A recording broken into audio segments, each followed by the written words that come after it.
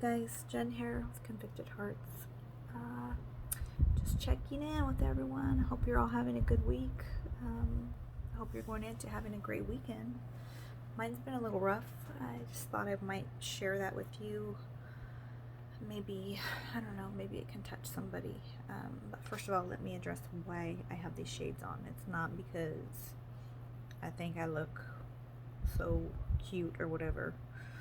I actually feel like a fool, but I have a spider bite on my eye, so I'm not going to further traumatize you guys or myself by looking at it. So for now, this is where we're at. So here's what happened. I had to drive to town, as we call it out here, because I live in the sticks. But I took my daughter, my second oldest, to her new job. And while I was out there, I was close by my dad's home. Well, his former home. The home which he meant to leave to myself and my children. So it's been a little over a year, and I felt like, okay, I'm strong enough now, like enough time has passed. Let me just go ahead and drive by and check it out. I'll always have a special place in my heart for that place because I lived there for 4 or 5 years after my father was killed by my brother. For those of you that don't know, my brother was convicted of killing my father. My father's body was recovered right outside the home in a travel trailer parked out front. And I was forced to make a decision to either rent the home out to strangers or live there myself and continue paying the mortgage. So, as difficult as it was to think about making that decision, I had to make it because I was next of kin. The attorney that my father had hired to draw up a will for him around November 2014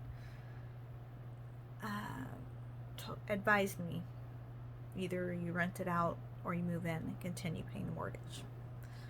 She also guaranteed me there's no way you will lose your father's home.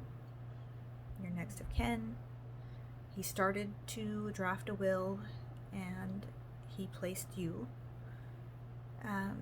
to inherit the home as well as some accounts he had. Nothing major. My dad didn't have big money. He had a little something plugged away from his retirement and a little bit of investing.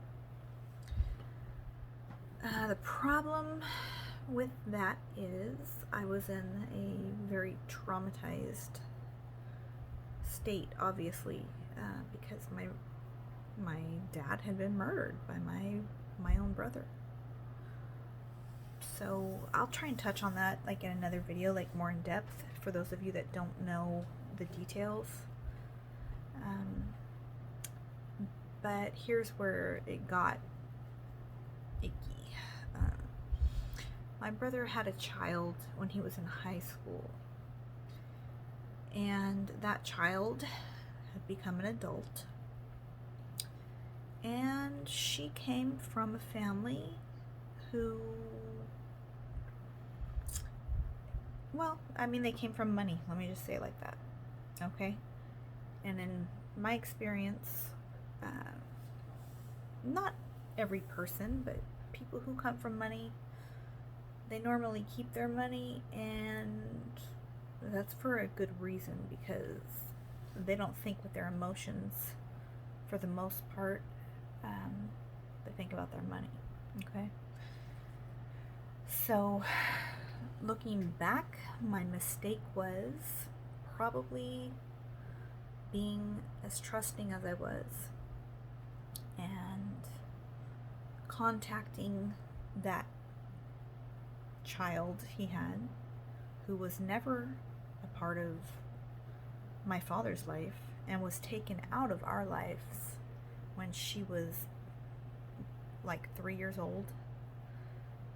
So there was no real connection as far as it goes, like with my dad or my brother, because she was taken away, right? But I made the mistake of letting people into my life during a time which I was super traumatized. And this is the point I wanted to make, and hopefully it can save maybe some of you some heartache. I mean, I hope none of you go through this, but I did, so I know it's possible to be stabbed in the back by your own flesh and blood more than once, more than twice. And this is what happened. The day after I found out my father was killed, I went to the home of my brother's child because I wanted to give her and her mom sort of a heads up what had happened before they saw it on the local news. Just, I mean, a courtesy. Also, I felt, I mean, that was his kid, right? Even though she had nothing to do with him or my dad or myself. I didn't want her to be traumatized. Her mom did let me in.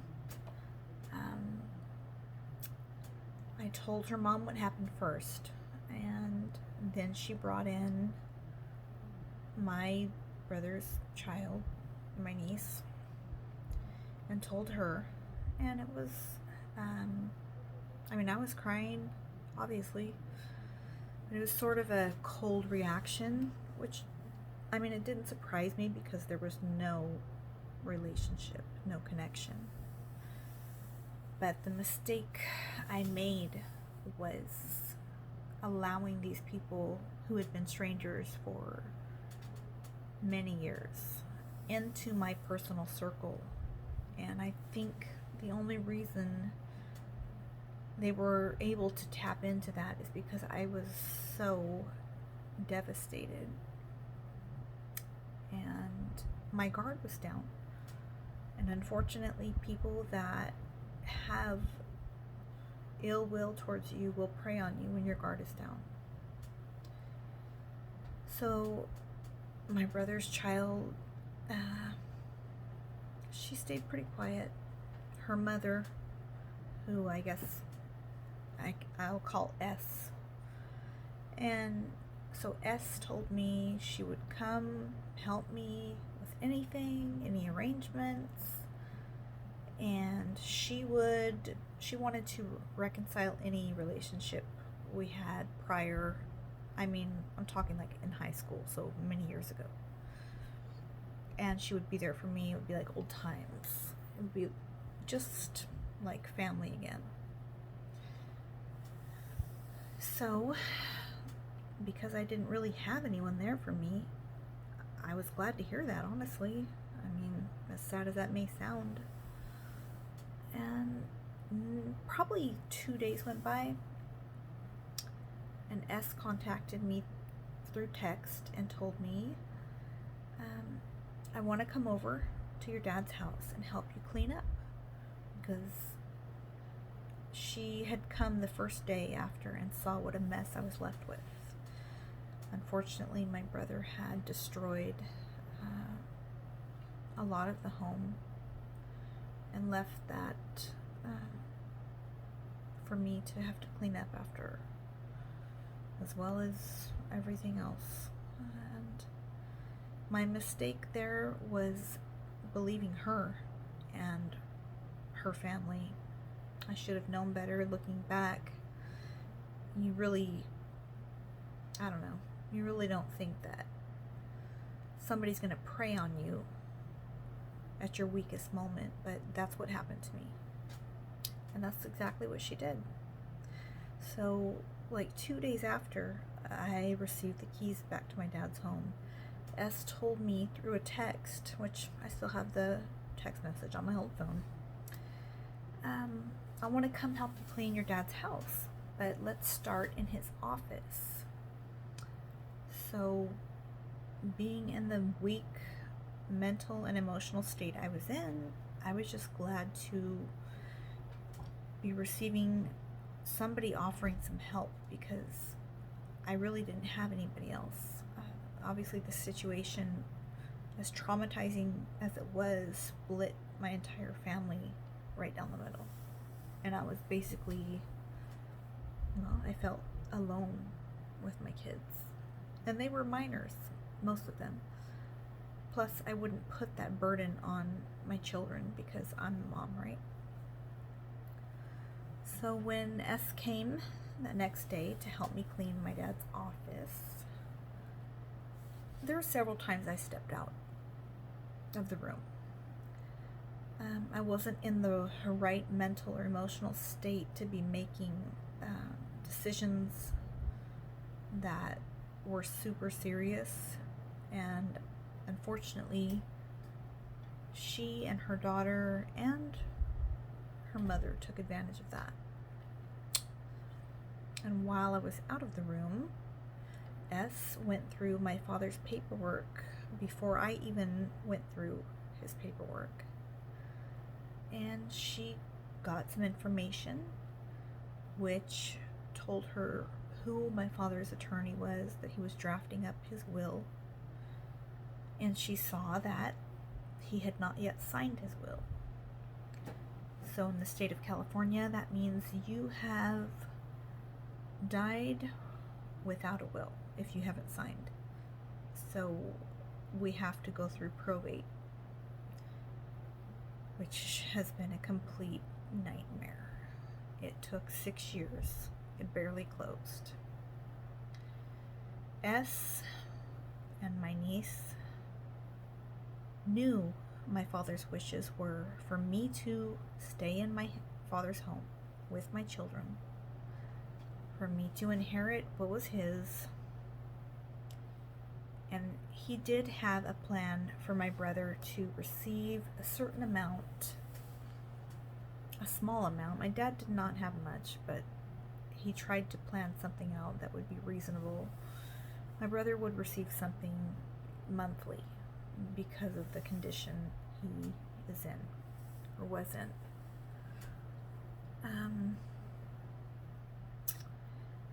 Probably 3 days after the office was cleaned out, I got a call from my dad's attorney, who we'll just refer to as Leach.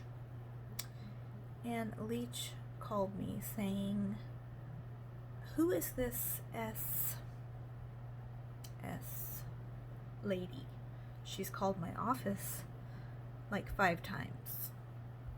And she's asking about your dad's money and who it's going to, and a bunch of very private things that she shouldn't be concerned about, especially considering she was never married into the family. And she had since been remarried 2 or 3 times. They had nothing to do with us or with my dad. And I told her I didn't know why she had called. So I called S myself and asked. And she said, "Oh my gosh, Jen, I'm so sorry. Like, I just wanted to make sure that there was no way your mom could get a hold of the money and get your brother a defense attorney off of it. I want to make sure it all goes to you, just like your dad wanted." So reluctantly, I accepted that lie that I now know is a lie, and continued to keep them in my inner circle because they promised me they'd be there for me, and I didn't really have anyone.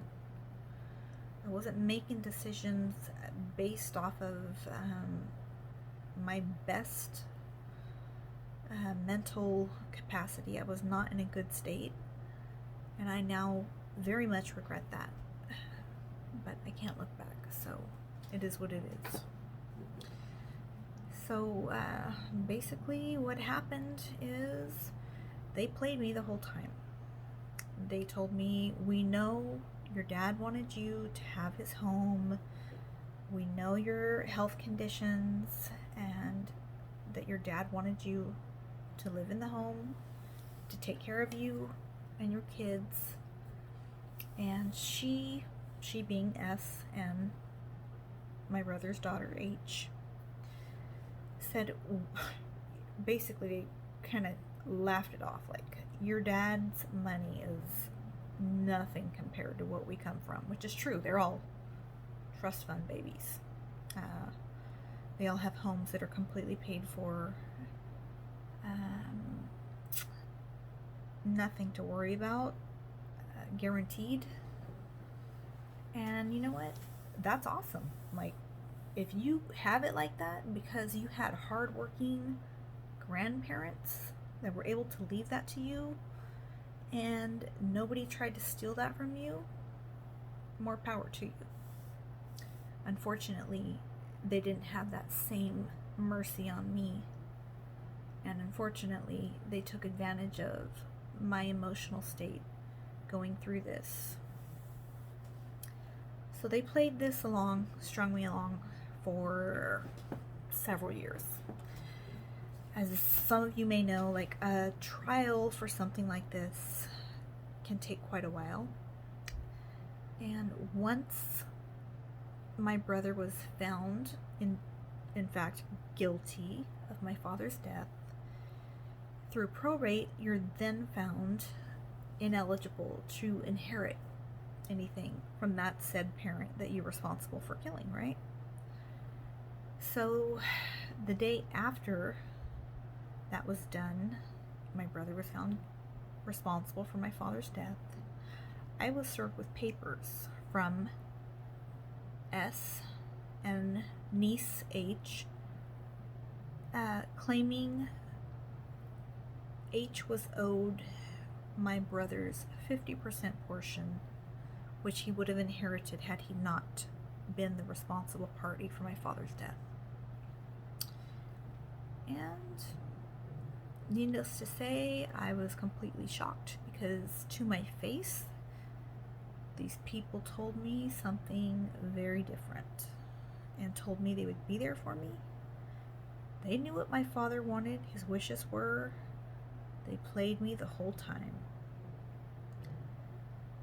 And I have to say, like, in the back of my head, yeah, I probably should have known better, because I know the character of these people now, but I really wanted to believe back then that they were genuine, because I truthfully was just desperate for somebody to be there for me.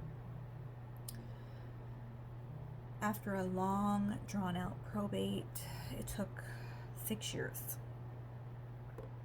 I was forced to sell my father's home.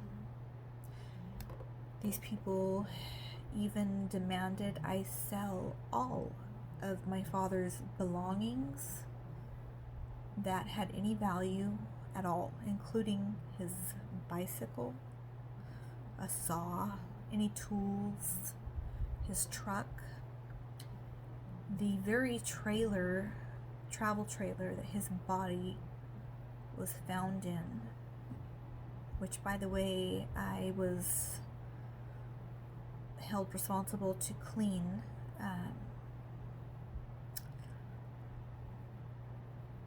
Any and all remnants of what was left behind from the crime. Law enforcement doesn't do that for you. You have to do that yourself. So I'll probably try and get into that at another time, because this is kind of a lot, and it takes a lot for me to allow my mind to go there. So even getting to this point it's been super hard. But I want to share my story, because I don't want any of you to have to go through this, and I want you to know, like, God forbid you do come close to ever having a situation like this, but just be aware that there's people out there, and probably most of them, honestly, their intentions are not to see you through and be by your side. Their intentions are to stay close to you so they can take from you. Okay? There were loopholes these people found because they come from money, they have attorneys that they could hire that gave them secret loopholes they could get through to stake claim to things that were not intentionally left for them. And unfortunately, because my father was killed before he signed his will, they were, I guess, technically allowed to do that. You can maybe do that in the court of law, but in the court of public opinion, you're a total piece of crap, in my opinion, and many others. I don't wish harm on these people. Matter of fact, I don't wish anything for them at all. They're strangers to me. They've caused myself and my children tremendous heartache on top of the heartache we already were trying to deal with. So, yeah, we don't have a relationship.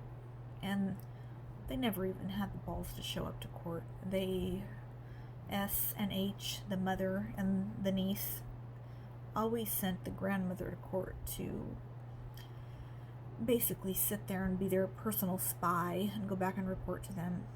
And strangely enough, in the end, right before everything settled, it was so crazy. The attorney, who I now believe is completely corrupt, and I'll look into that some more, but the attorney who my father had draft up the will, which he never signed, and I believe that's probably because he was uncomfortable with the way she did things, because I found paperwork in his office where he was trying to look up her personal information as far as what type of complaint she may have had against her and things like that. Anyhow, I walked into court probably time before last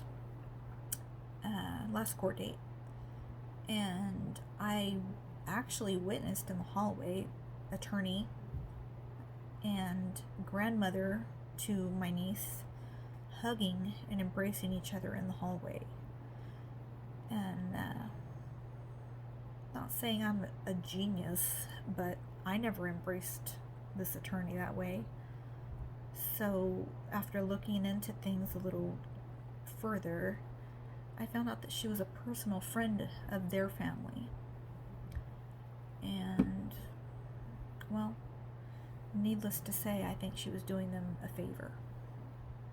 And she was on board with screwing me over and my kids over because of her connections with this family. So I'm gonna cut it there for now. Like I said, I just kind of wanted to touch base with you guys because it's been a crazy week. It's been super emotional. Driving by the house that I lived in, paid the mortgage for, planned on raising my children in, leaving to my children and grandchildren, really messed me up. Seeing somebody live there that's a complete stranger, and knowing the plans that my dad had for us and all the work he put into it. So I hope none of you ever have to go through this, but if you come anywhere close to a tragedy and there's other parties involved, don't be like me. Don't be so quick to believe people's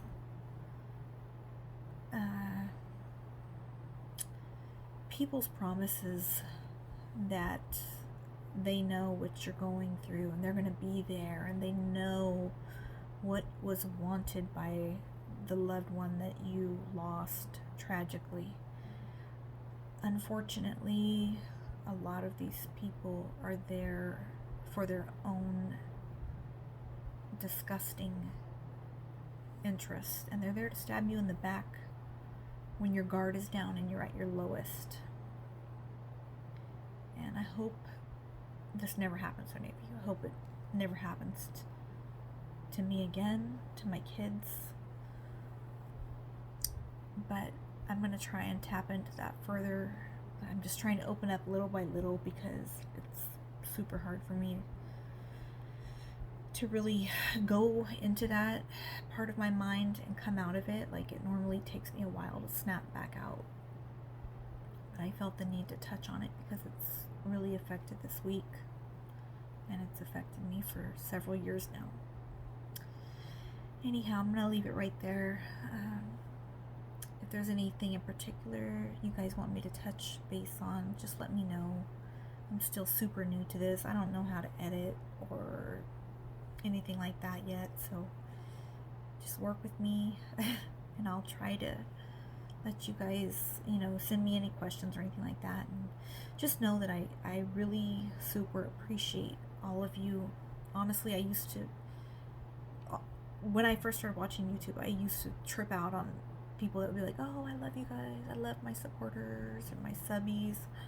But I really do love you guys, because I have developed like that relationship with several people that were strangers on YouTube that treated me far better than my own blood has ever done me.